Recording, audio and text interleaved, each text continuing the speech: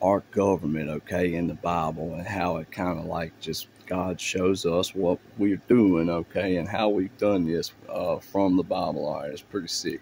Now it starts with David, okay, David's son Solomon. All right, he was one of the richest, wealthiest kings that ever lived, okay, wisest, but he also had a very high tax on the people because of the money that he spent on all his excursions and this, that, and the other.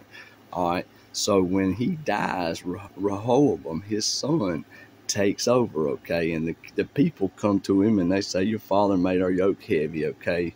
And they ask him to lighten it up a little bit. And he says, well, let me think about it. And he goes and talks to the people, his friends. And this is what he says. He says, when the king answered the people roughly and rejected the advice of the elders, he had spoken to them, took the advice of the young men, okay? So he basically said he was going to make it even rougher on them. All right, but this was predestined to happen. Look right there at number 15. It says, so the king did not listen to the people, for the turn of the events was from the Lord.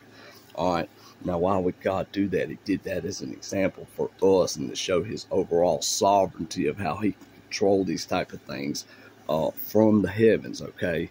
And he can, all right? So what you have right here is God is taking the southern kingdom and giving it to Jeroboam, okay?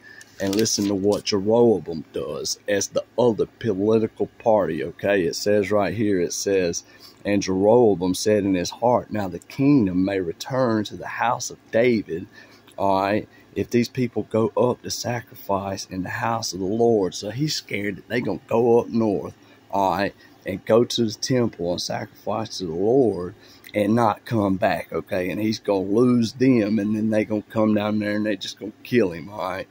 Which is ridiculous. So what he does is it says, therefore the king asked advice. He went and started asking around what he should do instead of knowing God, okay? God gave him that kingdom.